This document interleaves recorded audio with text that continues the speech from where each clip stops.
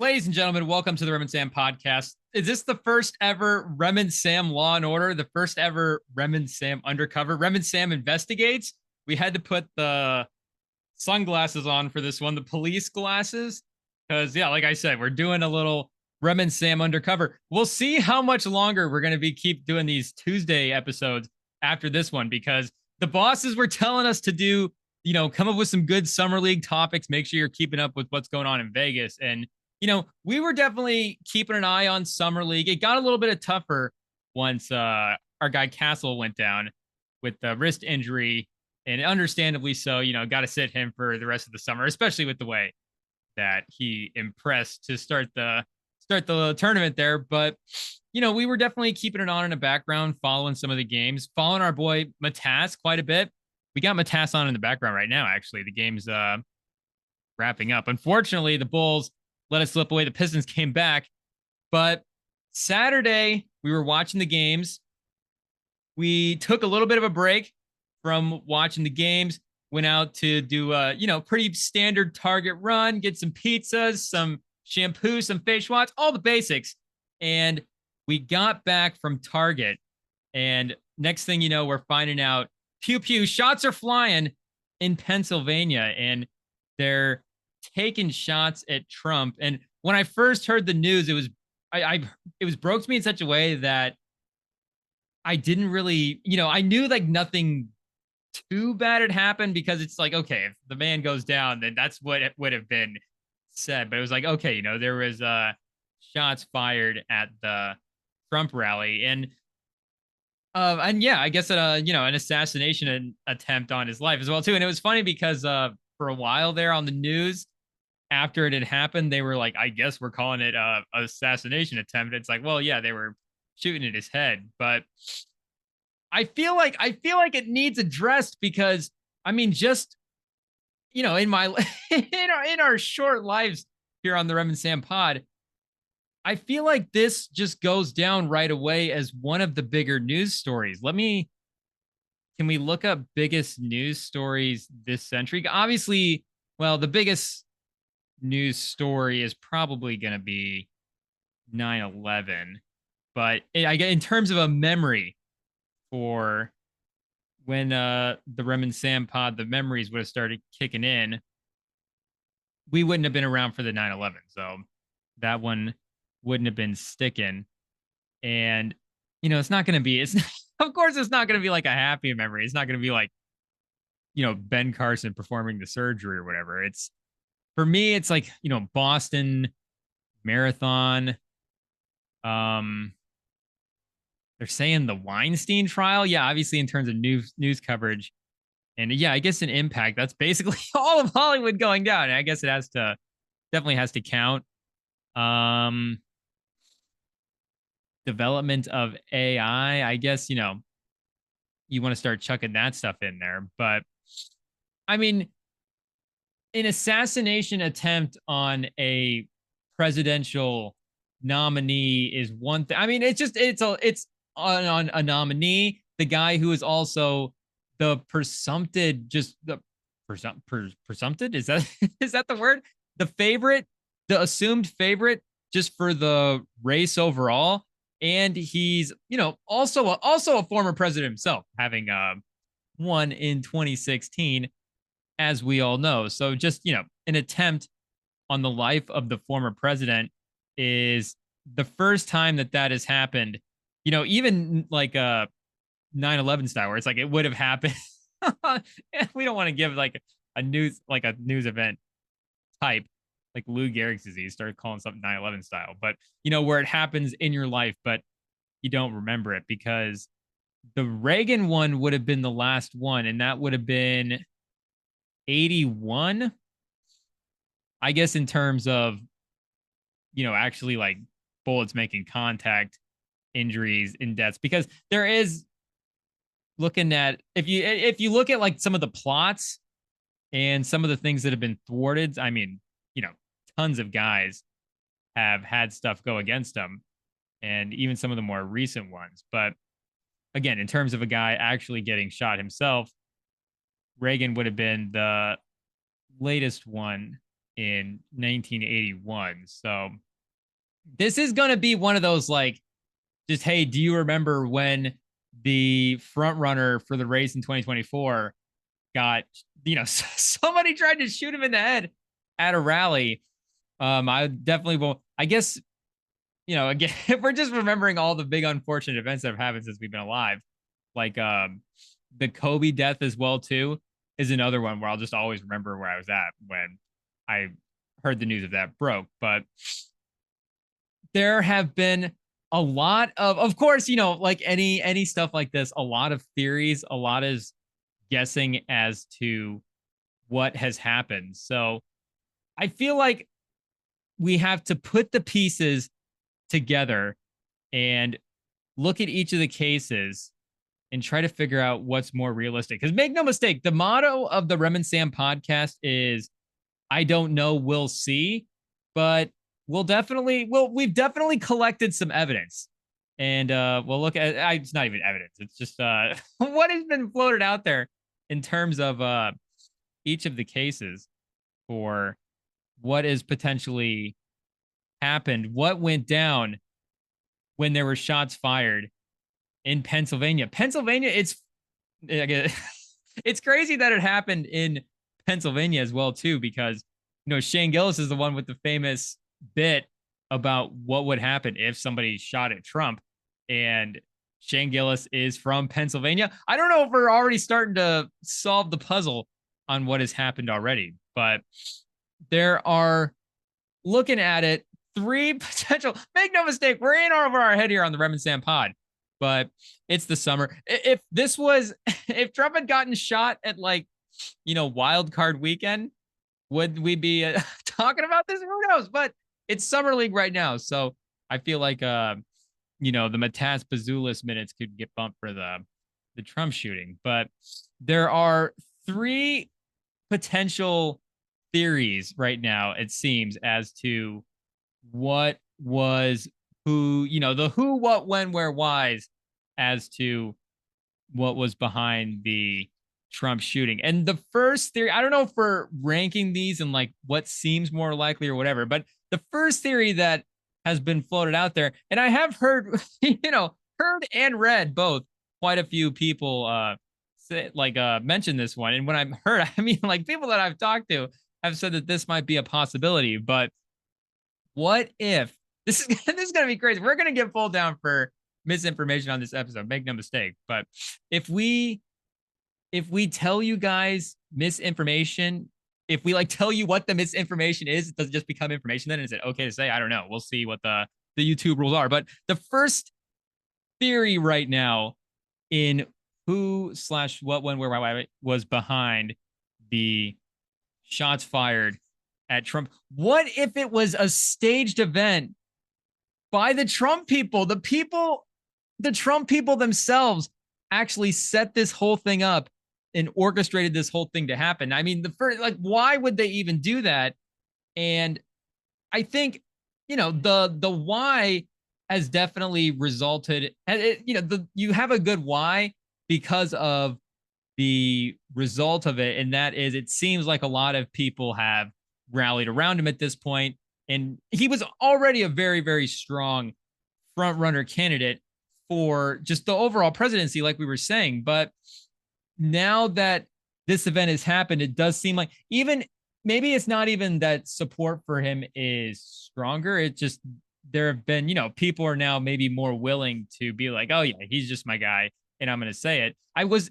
Elon Musk was tweeting about it. That was the big celebrity to come out and endorse Trump. And I don't know if that's the first time that he's endorsed him either. We're not kept up on the politics like that to keep a timeline of who all those celebrities are endorsing. Maybe if they, if LeBron is pulling up at a Hillary Clinton rally making a speech, then I'm sure we'll see the clips of it floating around. But I'm not sure if Elon Musk has endorsed him or endorsed any other, or what his views on the race have been up until this point for this election cycle. But he was very vocal about making his stance. Just a lot of the internet was definitely supportive, and we're definitely, everybody should be supportive of a guy being alive.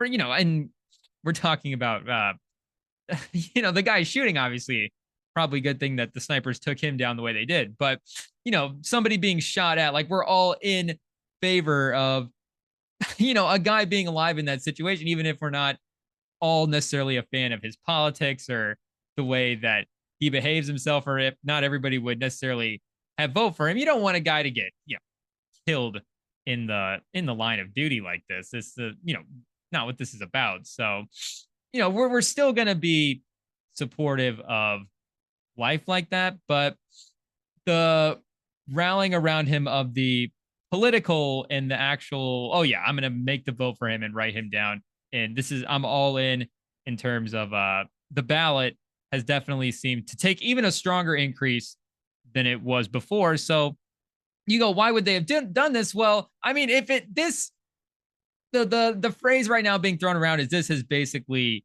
sealed the election. And there have been other outside things that have happened recently as well, too,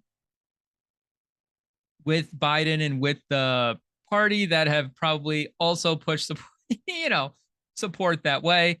But this has definitely seemed to, if we're putting bets down and we're placing bets, we're definitely putting the money on Trump to win at this point. Of course, you have to do the Kevin Garnett. Anything is possible. But it does seem like, all in all, the election is sealed up at this point. And we're not batting it around because, we're leaning one way or the other. We're just trying to be objective here when we're looking at it. But like we said, if you go, okay, why would they stage this? They did it to steal the election. Okay, that very well could be. And if you also look at the shooter himself as well, too, I believe, if I read this correctly, some of the quotes from the people that knew him and his classmates and things like that were definitely saying that he seemed like he had conservative political viewpoints. And the quote, like, they were like, oh yeah, definitely conservative. And if I remember correctly, I don't remember if I read this or if I heard this, that he was an actual registered Republican himself as well, too. So, I mean, maybe is it a willingly sign up as a suicide thing? Was it, did that part of it was that Joker style and they just didn't tell him about it? It was take the next man down and I've got the bus driver. Who knows? But it's like, okay, if the shooter was on their side as well, too, could they have gotten him on it? And was he, there's really no trace of him. He's like a real loner guy. There's no like social media. How could that be for a 2021-year-old? And there's also, if you dig deep into the Reddit board, you start looking on the, start digging into the threads on the internet where you're like, okay, maybe I got to back out here and clear my history. We don't want the government coming for me at this point. But, people are like, oh, why aren't people moving in the crowd? Is this all staged? Is this all fake? And yeah, okay. So theory one, Trump and them people, and they all staged it. That very well could be. But if we're also thinking, okay, they're thinking, let's stage this because, maybe that people think that, again, they stage this thinking it looks like the other side is doing it, but actually they're orchestrating the whole thing. And we can convince people to do that because it's something that they believe that they would stoop this low to they would absolutely do this to. They wouldn't stop at anything to make sure that Trump doesn't win the election. They'll even go to trying to hire a guy to take him out to shoot him at a rally. But if you're going to stage an assassination attempt, is this the best way to do it? Is a long range sniper shot the best way to try to stage and fake? Because again, if you're staging it, you're not actually trying to shoot him. Is that the best way to go about it? And if I was doing, and I was, after this happened, I was I was diving in and going back and looking at and reading about a bunch of the other, presidential shootings and a bunch of the other plots and stuff that have been around, and people that have been trying to take out these guys. And of the guys that have been actually killed, the presidents that have been killed, and the ones that have been wounded, like Roosevelt and Reagan, this is only the second one with the longer range rifle. The other ones have all been handgun shots. So the other one that was the longer range gun. I don't remember exactly what gun JFK got shot with, but it was the JFK assassination that was the longer range one. So on one hand, you go, okay, maybe we stage it to look more like that because that's kind of the other sketchy one that everybody has conspiracies, real conspiracies about and real questions about. And maybe we want to make it look more like that versus these other ones. They can definitely seem more passable as just random, but it does seem like that is, a little extreme to do it. Also, like just going full Thanos on him and just, going for the head pause is is pretty extreme on a fake assassination attempt. And again, we are trying to be objective. We'll go through all the sides here. So don't get upset if we're making you mad at this point in the pod. But I mean, if you turn it off, it is what it is. But maybe I feel like if you're going for the fake one, maybe, if you're willing to even, if you're Trump and you're like, okay, I will take the shot, like you can hit me. Do you go for like a limb? Maybe, a leg is like a really bad miss. So you're like, okay, this guy, and there was quotes that, he was like, he had tried out for the gun team in his class in the past and was just like a terrible shot and couldn't make it at all. So I don't know, maybe he just got back in the lab and this was all part of the plan. But on the other, if he shoots him in the leg, maybe it's like, oh yeah, maybe those stories are true and he's just a bad shot. But you could also go shoulder, arm. Now maybe, you risk vital organ, but there's also just no safe place to shoot him in the head, especially with with the location of where the path of the bullet was flying. Also, like we're saying, would you do it the long range? If you're going to stage it and you are willing to take the shot and you go in with the handgun, now it's more controlled about the location and maybe you're not risking the vital organ as much. Maybe you don't, and then you don't have the sniper, the counter sniper headshot your own guy, because maybe that was the first one that was is neutralized, the term neutralized on the shot on the site like that. Because even like Lee Harvey Oswald wasn't shot. John Wilkes Booth, they chased him around like they're doing on Apple TV right now. Chased him around for a while before they were able to take him down. I didn't look at the rest of the guys, but I think he's the first one to be killed right away on site for one of these attempts. So, if it's one of your own guys, you do it controlled. And if you're willing to take an injury as well, too, do you go gun at all? Do you go knife? If we're really thinking about if we're really trying to think through, like, how do you fake an assassination attempt?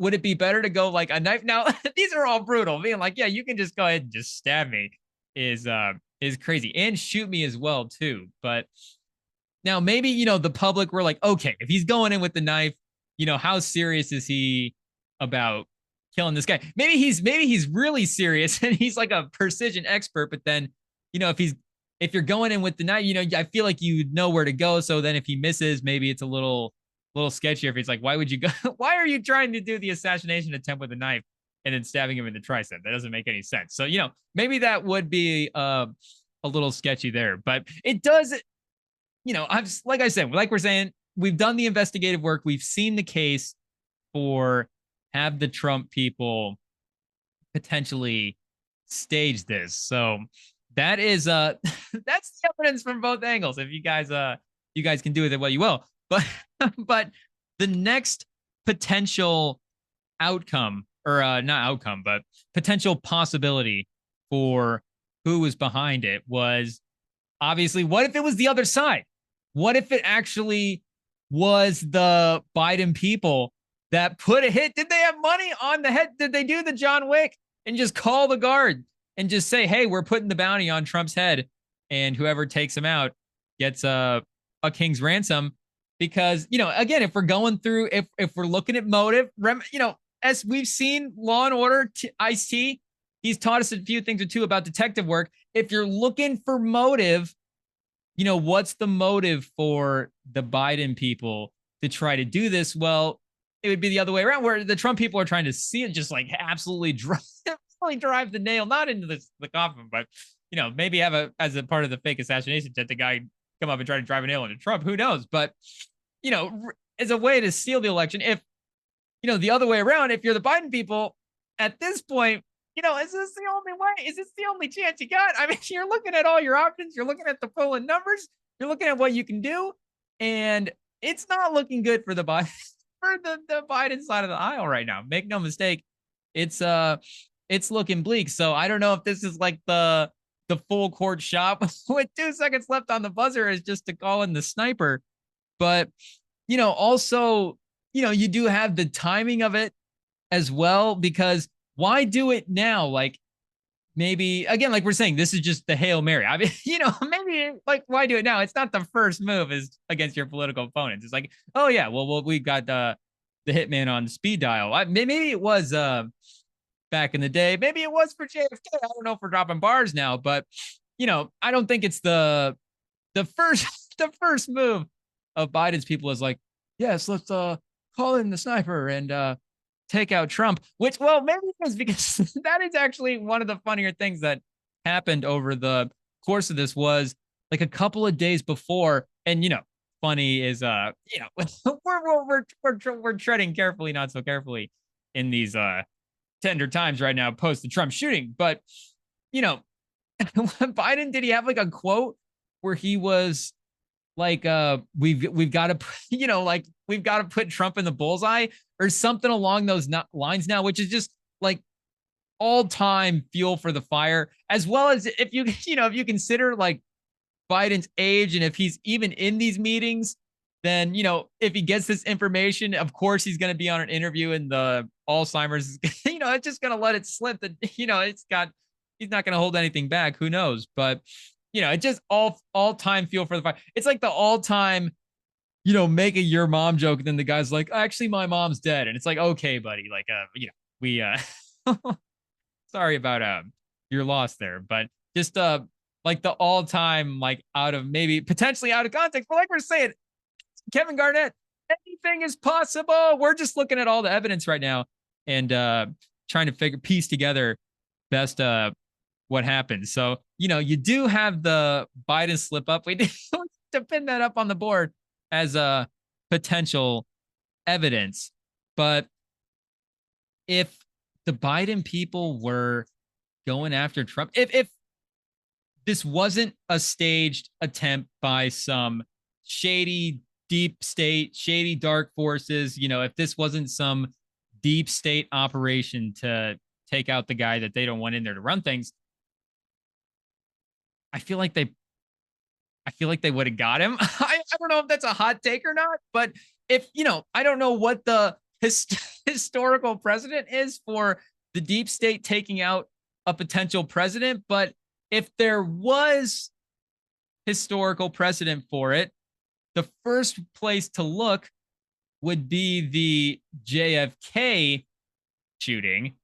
And one of the most famous conspiracies within the conspiracy is, was there even a potentially third shooter there as well too, to, really make sure that the job was getting done, which again, if the deep state was planning this operation, make no mistake, the deep state, from the detective work that we've done, the deep state, they do know what they're doing. They tie up loose ends. They make sure to cover their tracks. Sometimes information leaks. It's a big operation. It is what it is. But for the most part, they do a pretty good job. Like, I mean, for all the leaky evidence, pause the, I don't know if to pause that or not, but for all the kind of potential shaky stuff with the JFK thing, like the fact that it still remained, like, there is still some split there. I think a majority of the people, if we were putting money on that one,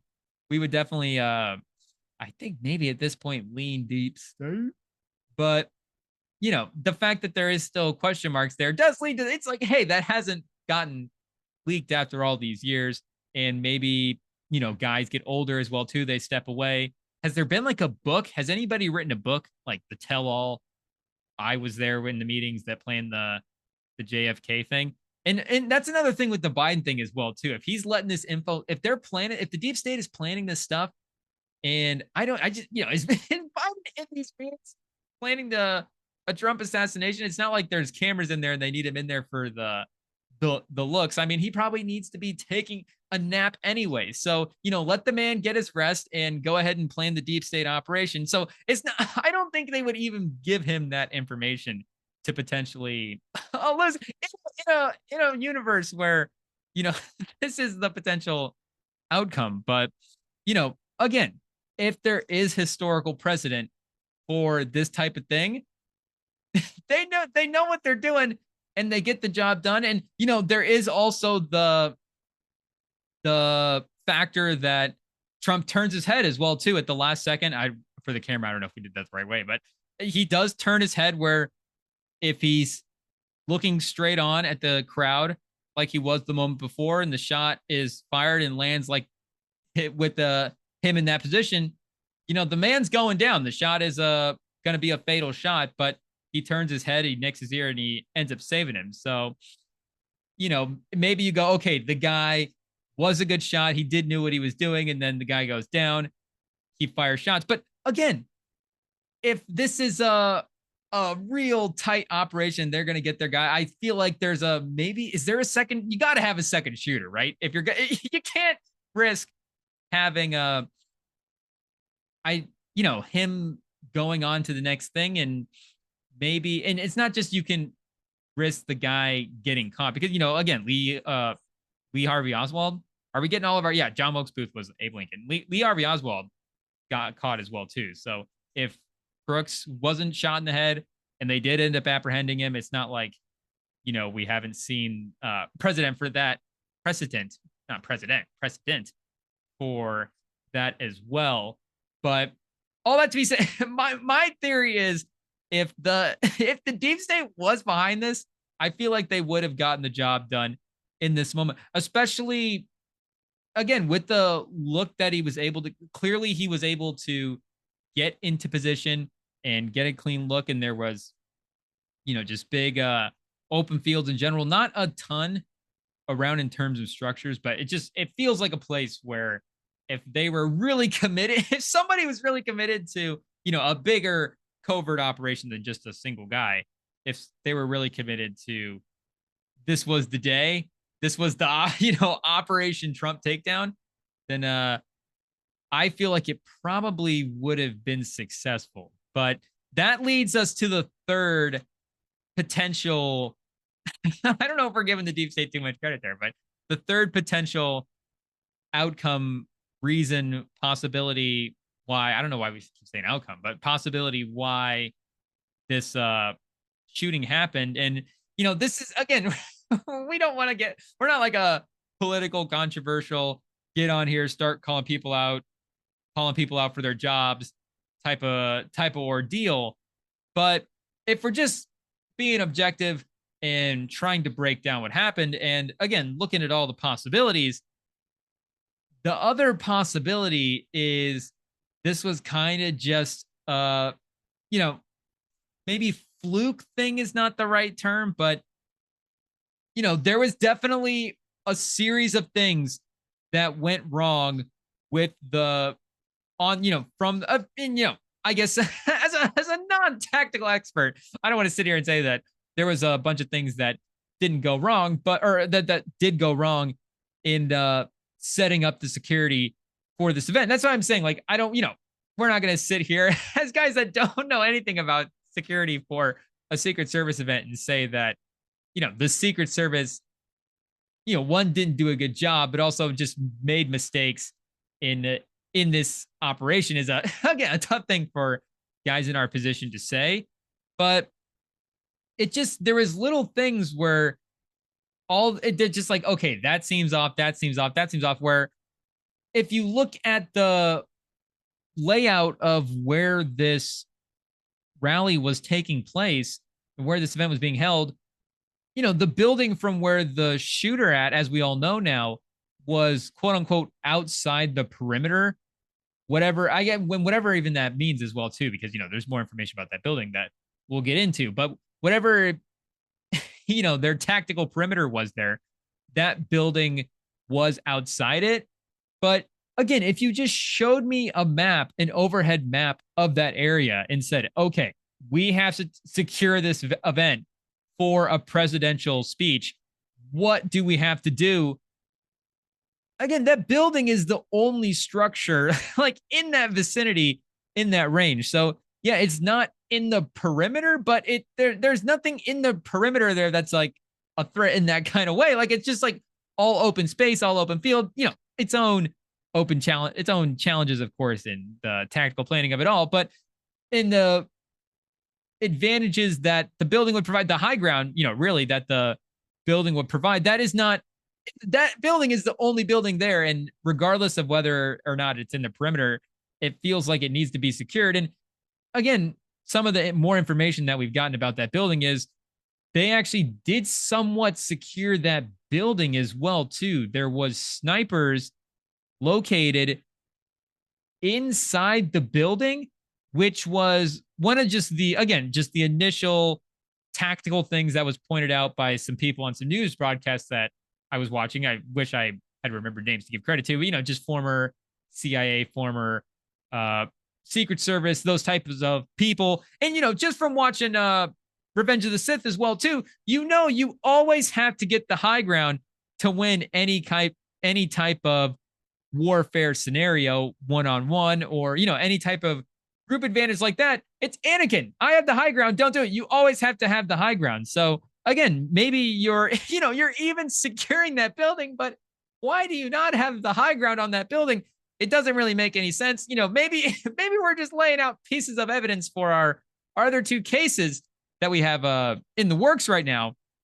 But again, if this is a series of things that went wrong from a tactical standpoint, that's just like a big glaring one. Is like, why do we not have somebody like on top and around and just keep it in? Again, there was a officer in the area. There was an officer as well too that, as we know now, went up the ladder, or got up the building. I believe it was by ladder, up the building, looked at the shooter. The shooter pointed the gun at him, and then he returned back down the ladder, which I'll say that he's an officer on duty. But again, the shooter probably has the high ground in that scenario as well too, being located more up at an angle on the roof, where he's down at the bottom of the roof just trying to get on. It's a tough situation to be in. And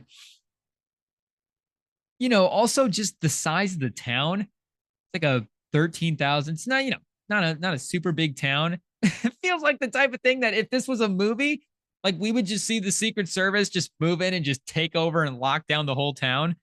And, maybe I'm thinking as well, too, they do that for like a current president going into some place to try to do some kind of speech or give some kind of thing or whatever. And this is, at that point, presumptive nominee, as we all know, that was pre the RNC, before he officially got that, before he was officially named that.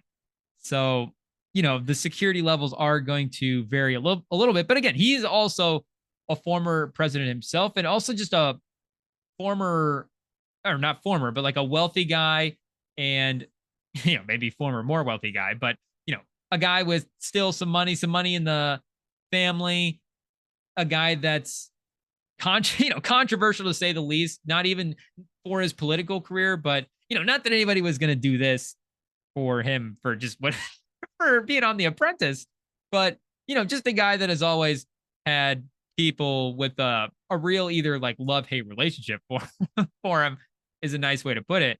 So just seems like a guy in general that would be on high security alerts. So again, seem like, as we all know, that building probably could have been locked down a little bit better. And then it seemed like as well too that there was reports that these guys were informed of and locked on and looking at the sniper. I don't know exactly remember what the time was, like 2 or 3 minutes before he actually takes the shot. And again, we have to remember, like, yes, Trump didn't go down in this, but there was lives lost, and there are still people fighting for their lives at this point. So, obviously the event is a tragedy, but you know, in terms of the tactical part of taking actually, locating this guy and taking him down, it did seem like that part was delayed, a little bit longer than it needed to be. And, as a nice way to put it. But, and, it is one of those situations where I'm sure that everybody is trying to preserve as much life as possible that goes all the way around. Again, like we're saying, looking at the history of these things, this is the first guy to ever get shot just right on site. Yeah, I guess I should say first ever, but the one that I can remember to get shot on site for this type of thing. So I'm sure that they're not just, turning fire, but it's like, okay, we obviously know what this guy is doing. And it seemed like maybe that a decision probably needs to be made a little bit sooner in that type of setting with all that evidence lined up to be like, yeah, this guy is clearly, and yeah, it's like, okay, we've made all the checks to see that this isn't one of ours. There's no ID, there's no, whatever. We know that this guy is clearly up to no good. I feel like maybe, if this is like a workplace where it's like, a food thing, it's like, okay, the food's not getting out to the table quick enough.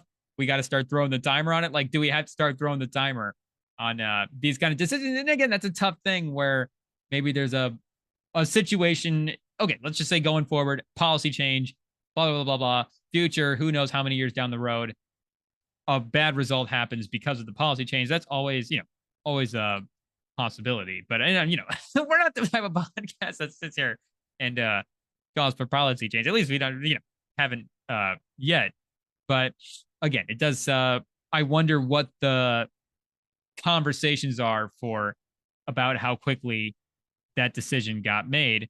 And, again, it, like we're saying, it's one of those things where, if you got the conspiracy theorist mindset and you're looking at the mistakes in the, the potential, we'll say potential mistakes because we don't know. We're not going to go full Terrence Howard mode and pretend like we know what's going on about a certain topic. Shout out to our guy, Terrence Howard.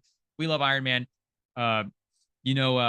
We ride for the OG roadie, but, we're not going to sit here and say that there definitively were these things that happened. Unless we can find some headlines that say there were, because then we'll turn it back around and definitely talk like we know what we're talking about. But if you look at these things that potentially happen and go, oh, so the day that all of these things happened is the day that there's just randomly this guy in place that's ready to take this shot, and all of these things perfectly line up. Like, how does that make sense? And the thing is too, like I'm saying, there are certain cases that I look at and I go, okay, maybe there is some sketchy things here and some definite, the eyebrows have definitely been raised, but there is also going back and looking at some of the other, less, I'll say less famous, assassination attempts and other plots on the presidents. There really is just like a bunch of people out there. They're probably just running around waiting for the opportunity to cause chaos like this. Like, in the Dark Knight, there are people that do want to watch the world burn like this. So you can have the conspiracy theorist mindset of, oh, what happened? All this stuff happened on one day and it all came together at one time. And like I'm saying, there are days where I have that mindset as well, but this might be one of those times where there was just, you have the slips in coverage and the, the other team calls the perfect play and everything's set up perfectly for you to go wrong. Because like I was saying, the more famous, quote unquote, more famous assassination attempts on the presidents are the Lincoln and the JFK ones, obviously in their own right too. Just I'm probably, without the assassination attempts, are both going down as iconic presidents. Lincoln was already, established. His legacy was already established. His career was already set in stone at that point, post Civil War. Thankfully we got got the, bunch of the good that we needed to out of Lincoln. Pause. I was thinking about that as I said it, but he was able to pull the nation back together before his head was not back together.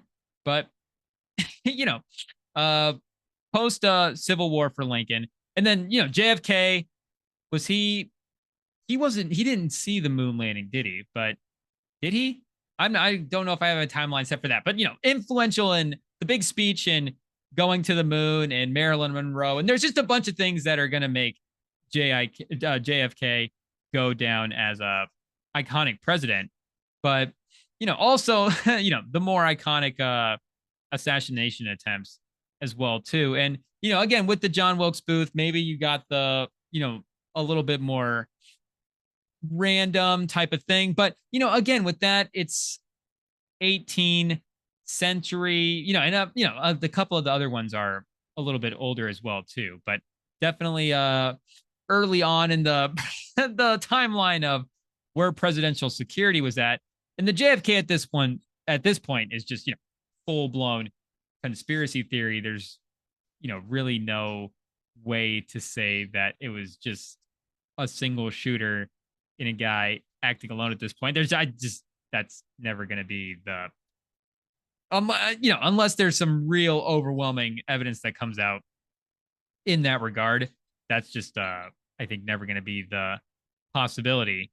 But with the other two presidents that have died while being assassinated, James Garfield and William McKinley, both of those guys, reading about the guys that committed those crimes, both those guys were just straight up like complete psychopaths. Like, let me see if I can pull up the stuff on the Garfield one again too, because, and maybe if there's any James Garfield conspiracy theorists out there, I'm sure that the man had his own political enemies. But the guy that took him down was Charles Guido. It's not spelled like what you think I'm saying. It's Guiteua, but I think that's Guido, Charles Guido. I probably should have just guessed that one first, just to be safe. But his motivation was basically just he got a vision one day that said that he needed to take down the president. And this guy, crazy life. His family at one point tried to get him committed to an insane asylum, but he just escaped the insane asylum and then was just running around, apparently plotting to kill the president. He was a big Grant fan, Ulysses S. Grant fan, but then Grant lost to Garfield. It was like a surprise upset, one of the early political upsets, Garfield over Grant for Grant's second nomination. And apparently Gatnow goes back into all the stuff that I don't know if he was writing blogs or whatever he was writing and, making videos about. He went back and edited all to wherever he said Grant, he just changed it to say Garfield and tried to be like, oh yeah, I love Garfield all along. And actually am a big reason why Garfield won the election. And actually it was the delusion that he thought that he swayed the election and should have gotten credit for it.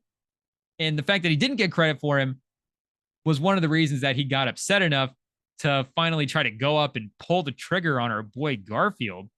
And was it on a Monday that Garfield got shot? Man, that would be quite a bad Monday. Would that be how the Mondays got started for Garfield? Our boy President Garfield got shot on a Monday. July 2nd, 1981. Do we have an 1981 calendar to figure out what day that landed on? I don't know. IT, we'll see if Garfield got shot on a Monday. But like we said, this guy was just, I mean, what do you do when you get the calling from a higher power? You gotta follow through. So that's how you know it's like true psychopath type stuff, where the guy is actually thinking he's doing the right thing, but it's just totally off. Because the guy that is doing bad things on purpose is obviously no that guy sucks, but it's a different type of just like, I don't, who knows what's don't are we gonna start ranking what's worse? But that's a just a different level. That's the insane asylum level up. Crazy if we start calling to put people in insane asylums. But yeah, if you start thinking to shoot the president's the right thing to do, and it's just our boy Garfield, then I think they should probably have locked him up. And he had not only like the shooting planned out, but he tried to call the police before this, or some like army general or whatever, and try to like alert him and be like, hey, can we have some things in place for me, for the mob? Because he wanted to protect himself. He's like, I'm going to be like, there's going to be a mob around me afterwards. I'm going to be a celebrity. Like, I'm going to need some bodyguards after this. Can you guys help me out? So I guess I don't know if this guy was dropping too much hints, and maybe, maybe there's a long line of Secret Service slippage here, but the man tried to get security for him for after the shooting. He tried to go to the jail and tried to where he thought he was going to be at, because he knew he was going to shoot Garfield in this location. So he figured he was going to be locked up. I don't know, maybe it was by location, or maybe he knew like jurisdiction or whatever. However, he thought that he was going to get in this jail. He went and he toured the jail and tried to like get a lay of the land, but they were like, no, you can't come in here and tour the jail, buddy. Go home. And again, they didn't. No, but I don't know if they put his name on a list after that or not, but he tried to, this guy was just crazy all over the place. After the trial, which the trial itself, it's crazy how fast they did trials back then, which, of course, had its moments. But this guy was convicted in less than a year. He was convicted and executed in less than a year. And I think in McKinley's case, the guy was convicted in like 7 days, maybe a little bit longer than that, but it's like, holy cow. Very, the jury system worked a lot faster back then. And maybe, if there's an alternate timeline where things go differently in what had happened on Saturday, maybe a jury acts pretty quickly. Because, if we have pretty good video evidence at that point of what had happened, and you think too about this point of all the videos that have surfaced, just all the eyewitness and videos that have surfaced of the actual shooter and everything leading up to it just would be a hard case. And, that's also saying that he does the result happens differently and he ends up living, which would be a very weird timeline. But again, maybe it's a JFK, but also JFK, the inside job. Maybe they didn't take down Lee Harvey Oswald. I'm just, we're just trying to connect the dots here. But after they sentenced this guy, and right before they killed him, so right before his last words, or I get, his last words right before he died, were a poem that he wrote. Let me see if I can pull up the poem.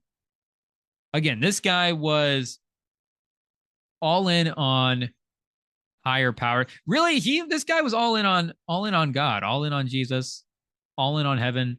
This man thought he was doing the Lord's work.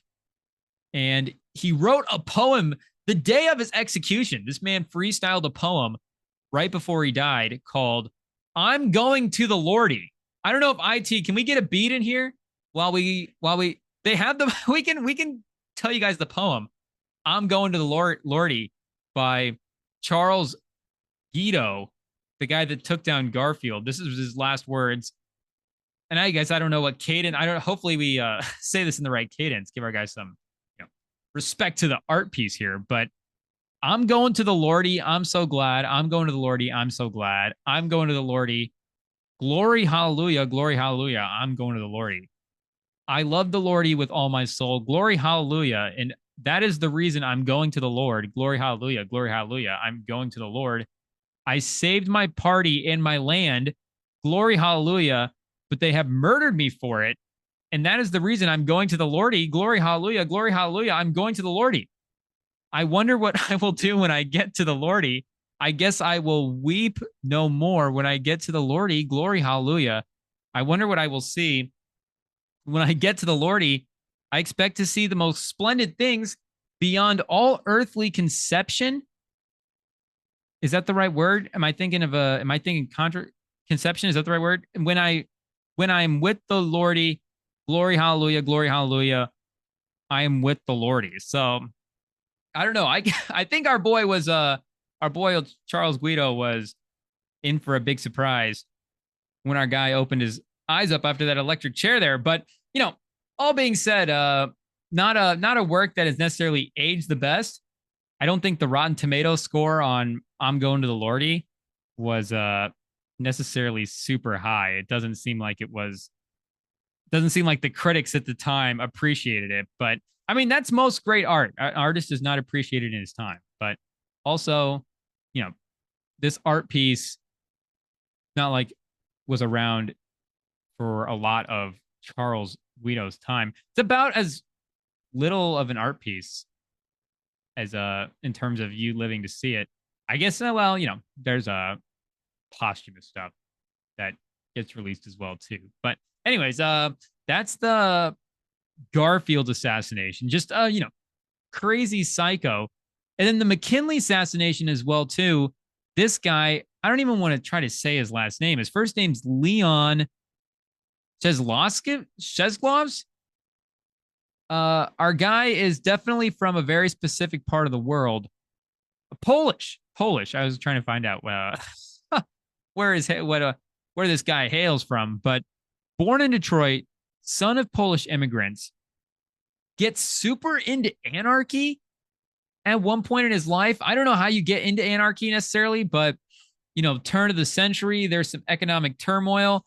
He's not necessarily happy about the economic status of the country, which, economic turmoil at this time. I'm sure he's probably not the only one, and I think not the only one that turned to anarchy. Apparently, anarchy was pretty trendy in Europe at this time, which, I mean, makes sense. Most things start in Europe and then make their way over here. So, our guy picking up on the trends from overseas, real subscribes to whatever the overseas Vogue anarchist version of that is. And this would have been the McKinley assassination would have been post Lincoln and post Garfield. So there was still at this point, it's like, okay, presidents, they can go down. Like, people are out to get the president. And there was still not quite a great push for real intense security at this point. Like, McKinley is still a guy of the people. He says his favorite part of the job is just shaking hands, which maybe that's just, maybe that just says something about a politician's work ethic. But, the man loves greeting the people, loves chatting it up, loves good conversation. And I mean, when I talk about no security, when we say no security, the president would just leave and get in his, I didn't have cars, but get in his carriage with his lady, the first lady, and they would just drive around, which is just impossible now to think any president, even Biden, which I don't feel like anybody at this point would just go for Biden's head like that. I feel like everybody's kind of yeah, let Biden enjoy his time on the earth. But, even it would feel impossible for just any of these guys to just be oh, hey, I see the president. He's just out driving with the first lady on a night drive. But I mean, McKinley's just driving. So he's at this fair where he ends up getting shot. An exposition, I guess, is the technical name for it, in Canton, Ohio, as well too. So not all memorials to the legends are necessarily welcome there, not necessarily wanted there in Canton, Ohio. I think McKinley said it was a fairly popular guy at this point, amongst both the press and the people. maybe it was Garfield. I feel like both the presidents were kind of like, yeah, they were kind of liked at the time. There was no necessarily hard feelings toward, well, in the greater public, but unfortunately, just a couple of randos had some real passionate feelings. Pause. But McKinley's just at this exposition, just shaking hands with people. It's just a meet and greet with the president. People are walking up, shaking hands, one after another. And the other one, kind of like how the Garfield one, and both these ones just have like a random psycho involved.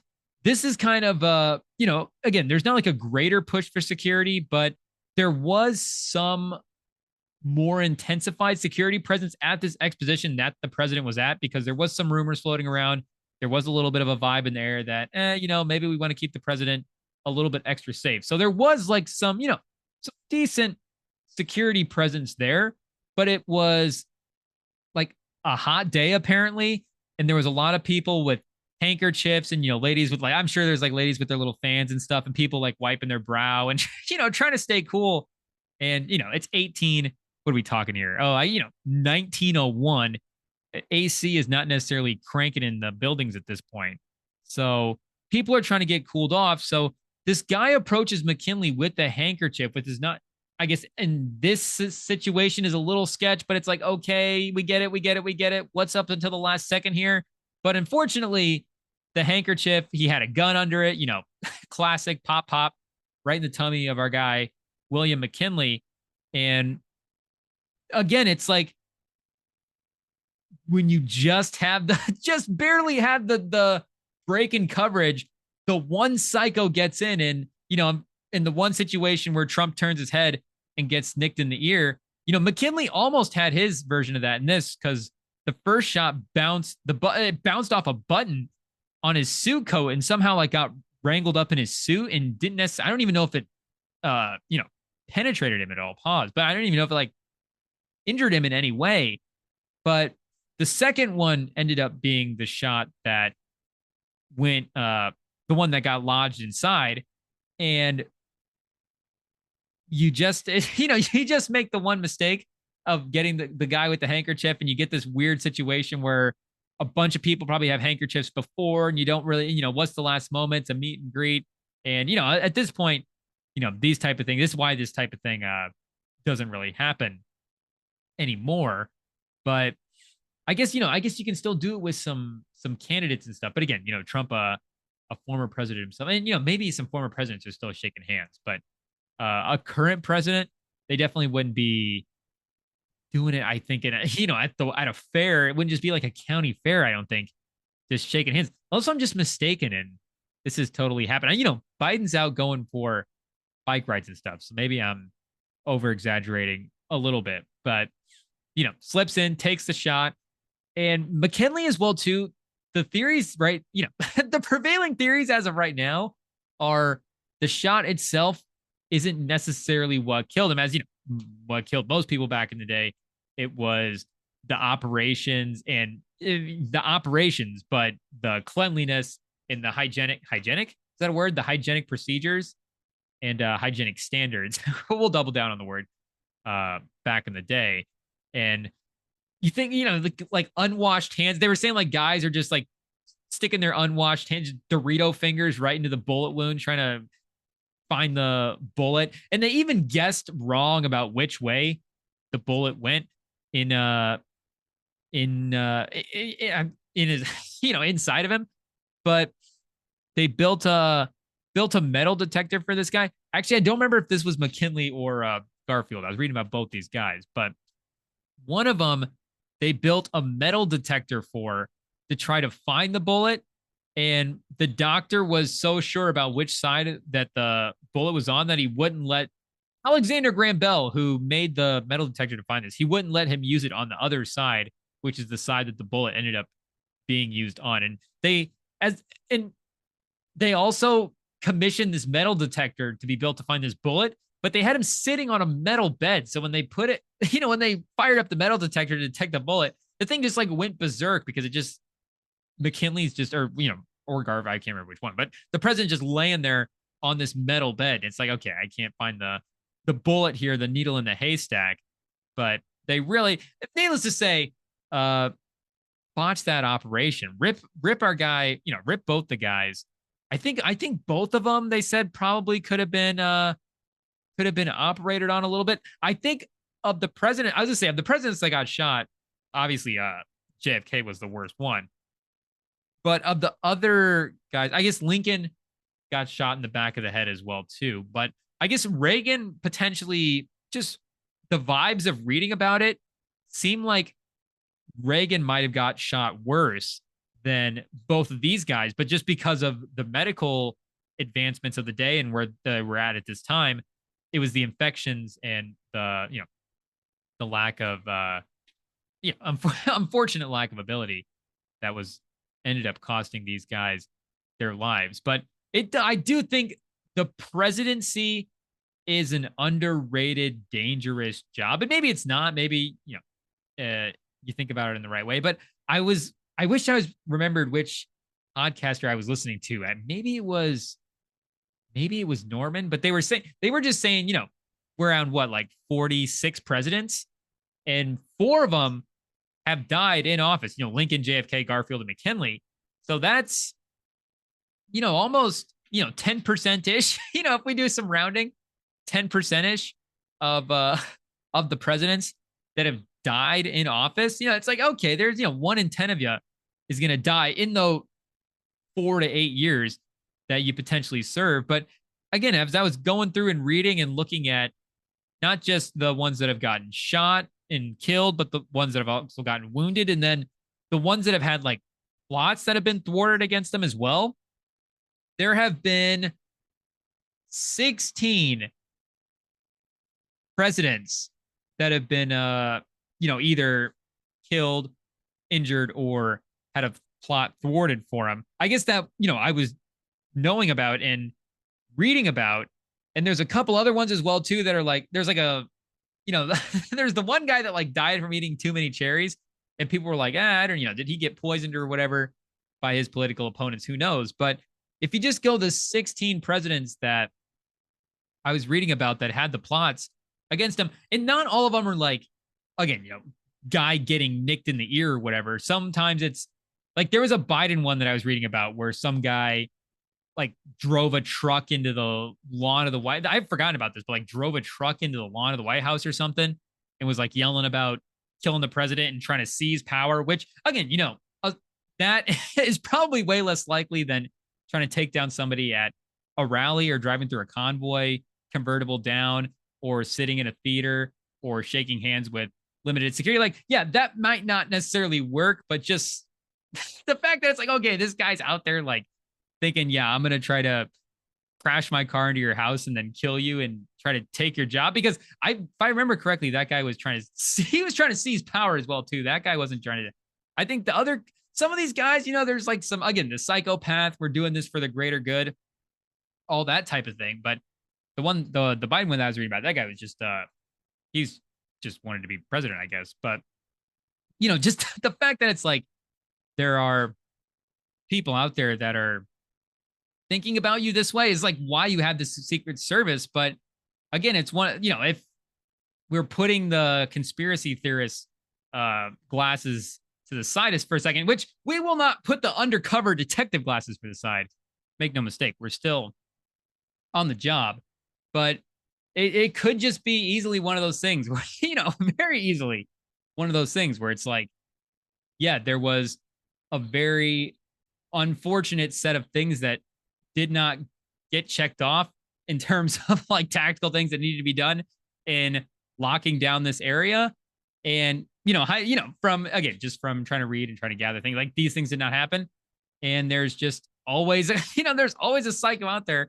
And one of the psychos got through. And, maybe there are other times as well too, other rallies where they've been to where they haven't been on the roof of a building and the guy hasn't showed up and hasn't pulled the trigger. I'm sure that has absolutely happened, but very easily could just be one of those things that what's the most likely outcome is probably the right outcome. And I'm not saying that is the most likely outcome as well too. I guess I don't know how to do the math, and determine, from a scientific standpoint, which, what outcome is more likely. But, I think pretty safe to conclude to the evidence that we have at this point that, if you if you want to say that it's a guy acting alone, I think you have a lot of things working in your favor and pointing in that direction.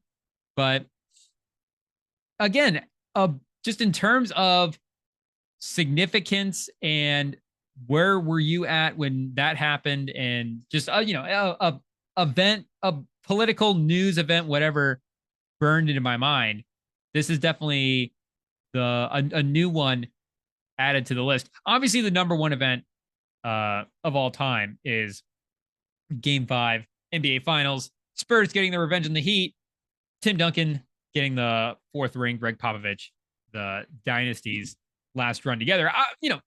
That's number one. But if we're talking politics and, real world and all that stuff, this is like it again, like when it happened, I was like, man, a former president attempt on the life, like this feels like, go on the list of big stories. And there wasn't that buzz about it, about a big news story that can happen, just in the day-to-day conversation amongst people, which maybe it's just the character that Trump is, which, like we're saying, pre this happening, even the people that had, switched their votes, or maybe people that didn't vote last time or just unsold and have now decided that like the people that are now going toward Trump, maybe we're being quiet about it. Like maybe they're just being louder, but maybe also it's not like maybe it's not like the man's gonna get, I don't even know what the overwhelming number would be. Like, is it obviously 85% of, I don't know what the highest percentage of the popular vote of all time is. Let's look that up quick and see what president was the most popular. I feel like I know that as like a trivia question, but I don't know what the actual number or the percentage would be. And I want to say that, why would Bill Clinton be my first guess for biggest popular vote margin? Oh, okay. So if we were thinking clearly and thinking about all of history, apparently the most unanimously elected candidate of all time was George Washington, who received basically every vote that he could ever receive and then was offered a third term. But if we're looking for more modern history, and this is the list I'm looking at as well too, is margin, which is not necessarily, again, like the overall percentage. But yeah, I want to find just the biggest popular vote percentage. And it's not just number as well too, because there's more, there's more people now than there ever was before. So yeah, okay, like Biden has the most popular votes of all time, the highest number. But yeah, I mean, Biden has it. I mean, Biden and Trump have the two highest popular vote totals of all time. It's like, okay, yeah, there's just more people now voting than ever. It's basically all modern guys. Okay, Reagan in 84 apparently got a pretty good number. Yeah, Clinton in 96 apparently pulled a pretty big number as well too. So, I'm not saying that based on the word on the street, I don't know if I would say that Trump's going to have a record-setting poll performance, but it does seem like this was the, the nail in the coffin for, we'll be careful about making, because like I was saying, we don't want to make too many puns about that because it was lives that were lost. But, the nail in the coffin for the Biden hopefuls and, the RFK hopefuls, the, whoever else is in the race at this point. I don't know. Did Kanye West throw his name back in? Who knows? But man, oh man, we had to go undercover for the Trump thing. It was just like right away, it was like locked in on all the news streams, trying to put the pieces together. Once all the information started flowing out, there was just too much stuff to try to keep track of. So we had to talk it all out real quick. We had to that was definitely a lot to get off the chest, but we won't have too much more to, to mention after that. I feel like we just need to go take a break, take a lap after all that Trump talk. But definitely the most political we've ever gotten. It was only a matter of time before we really went off the wall without Sam to keep us in check on these Tuesday pods. But if we did have to mention something sports related real quick, shout out to Alcaraz. Did I say that name right? Carlos Alcaraz for winning Wimbledon, back-to-back Wimbledons, dethroned Djokovic, not Jokic. I was thinking Jokic. Dethroned Djokovic from his reign as the Wimbledon master, won like 4 or 5 in a row, but got beat last year. And then Alcaraz goes back to back and definitely now has, I mean, the passing of the torch was definitely like, oh, that's definitely happening last year. But I mean, it's definitely like, okay, the torch has been passed and Alcaraz just might be the, superior player at this point. And, on that Wimbledon court, the thing is, Wimbledon, I'm pretty sure is Djokovic's best court. So, to take him down on his best surface as well, too. It's like the domination is in full effect. But, looking at Alcaraz as like the next great tennis guy. And again, I'm not going to claim, no Terrence Howard, I'm not going to claim to be a tennis historian. But from the tennis eras that I know about, the legends, there was always multiple legends and always legends and rivalries that complemented each other. And you had, if I get all like the eras straight, but you got like Bjorn Borg and Arthur Ashe in their day, and Jimmy Connors and John McEnroe and Pete Sampras, and I'm not going to know all the names, but was it Pete Sampras and Andre Agassi that were the rival head-to-head guys at the time? It just seemed like all of the legends always had another counterpart. So maybe again, it's just my lack of tennis knowledge because I'm only watching the majors. Wimbledon is really the most locked in I'm probably going to be for a tennis event, and I can't say I was like a super locked in on the whole tournament, but I did watch some of the American guys and definitely watched Alcaraz as well too, just because of his status in the game. And I'm just going to be curious to see like who his peers are going forward, or if is there an era here where Alcaraz is the main guy and dominant guy in a way that, the tennis people would have to let me know, has there been like a one-man show and what has that run look like in tennis? And, you start getting way back. I know like Borg and Ashe, that's like some 60s, 70s, maybe you start getting back 50s, 40s, even, turn of the century. I was looking at some of the names for tennis legends a couple days ago. There is, some great guys. It's like basketball and baseball. You can really go back to the beginning days of the sport to get your legends if you really want to. But I wonder what that one man reign, in terms of tennis history would look like. Maybe we'll go look that up. But I know like Sinner, the guy he played in he didn't play again. He played Djokovic in the finals. I don't know if he played Sinner in the Wimbledon final, or I don't remember. He played him. He got beat by Sinner in a tournament earlier this year, whichever one of the opens earlier this year. But he's another young kid, I think around the same age as Alcaraz. So again, he's doing some early work in some of these tournaments. He's had some deep runs, and again, beat Alcaraz and won a major title this year as well too. So maybe that's another guy that is a peer of his, and maybe Alcaraz is just, way ahead, then not way ahead as well too, because I was looking at some of the points, and Sinner's the number one tennis player right now, and had quite a bit of a point lead on Alcaraz. I don't know how much a Wimbledon final will change that. Again, I shouldn't say quite a bit of a point lead because I don't know how the point thing and point scoring system works there and how easy it is for him to make those points back up. But I'll just be curious to see going forward, because it's clear that Alcaraz is like, oh yeah, that's the next big tennis legend guy, potential guy. So I'll be curious to see, will this guy have the, if he's the Federer, will he have the Jokic, the Nadal? Will we get the peer generation era group of guys that it seems like tennis has always kind of been able to produce? And this run of guys, last run, was almost like two generations, kind of like LeBron-esque, where it just almost felt like they went like 2 generations worth. Maybe the tennis lifespans are obviously just a little bit longer, but really did felt like they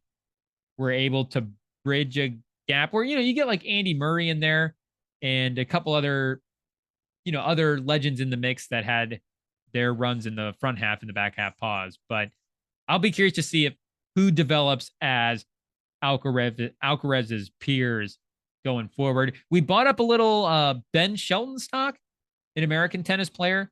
Liked him moving around out there pretty quick. Taylor Fritz is I think the number 1 ranked American tennis player right now. And he had a pretty good run in Wimbledon as well, too. But if I'm not mistaken, we had Isner as our number 1 guy for a while. And maybe he was just a top guy. I don't remember if he was exactly our number 1, but John Isner was like a big 6'9" power server who couldn't really, I'm talking about in past tense. I don't know if he's still active. He's not at the top of the rankings in the way that he was before, but if he is still active, but big power server, couldn't really quite move around and get to spots in the court that he needed to on returns as well. So if you were able to get past that first serve, which was coming in hot, 140 miles an hour, make no mistake, it was a rocket.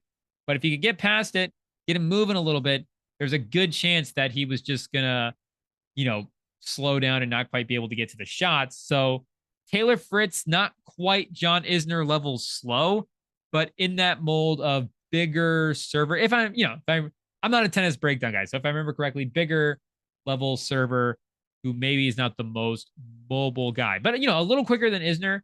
But I do like Shelton's mobility from the little bit I saw from him.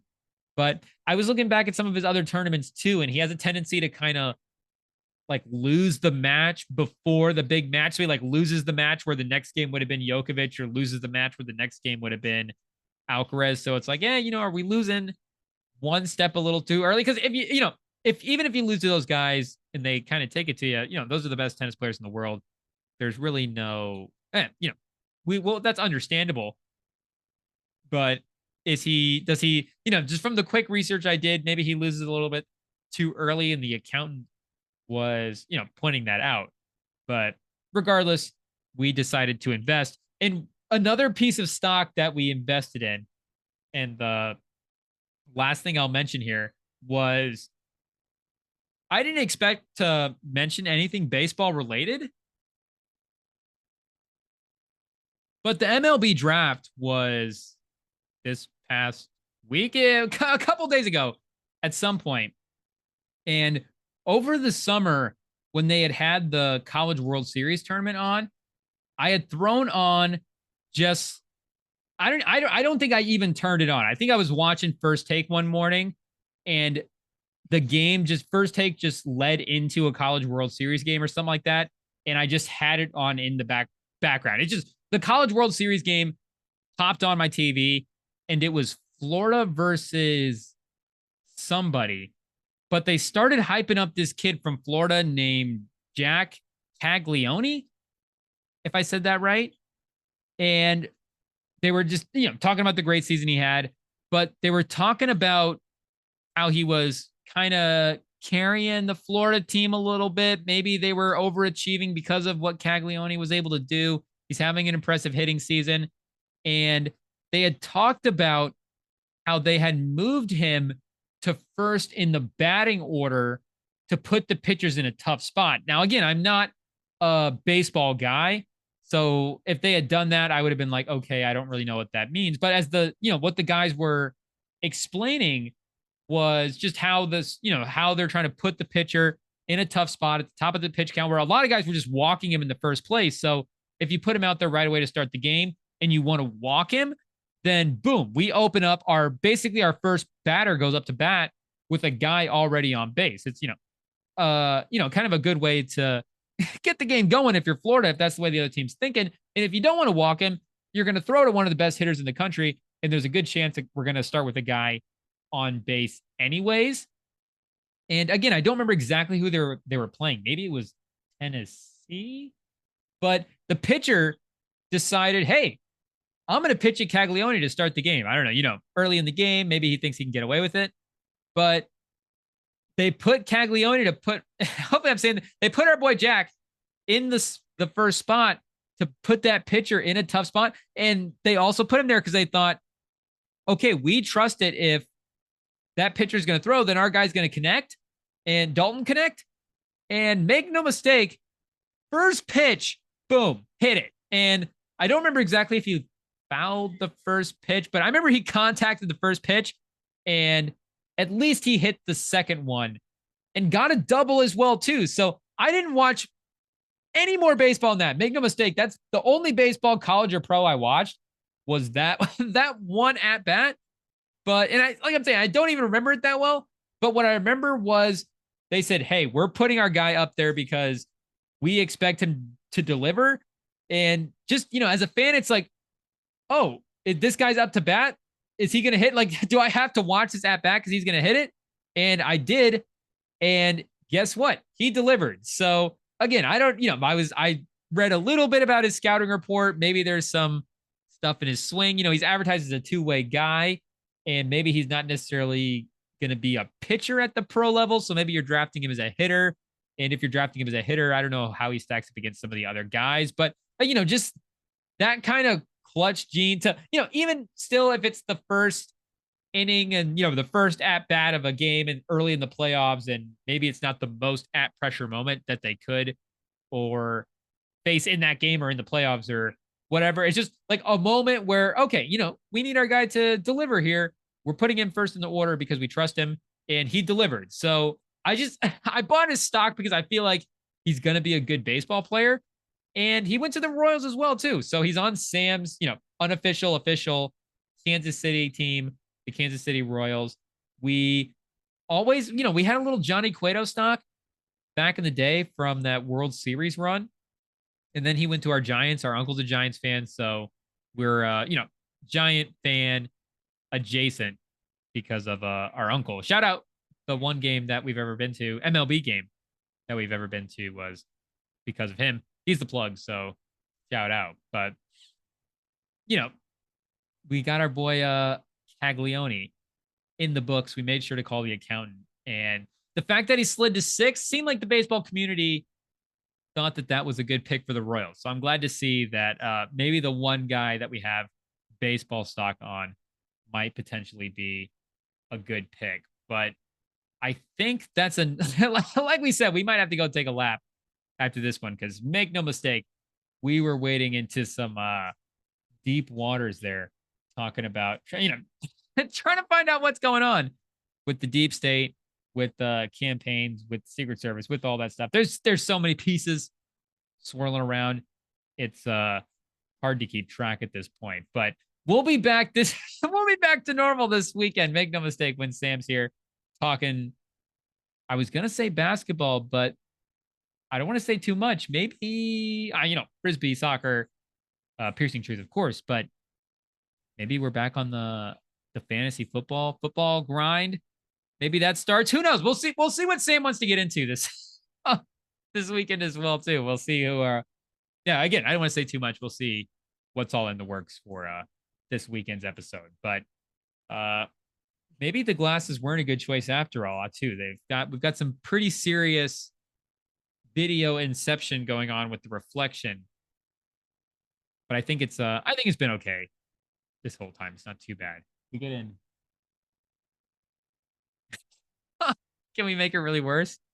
Just trip you guys out. Just see infinite amount of the Rem and Sam podcast. I guess you can only see infinite amount of the Rem and Sam podcast, the Rem and Sam podcast inception, in these sunglasses if you guys are locked on the YouTube or the Spotify as well too. But listen on Apple, we're on Instagram, on TikTok, we're out there on the social platforms at Rem and Sam, at Rem and Sam podcast. So thank you guys for listening. and have a good night.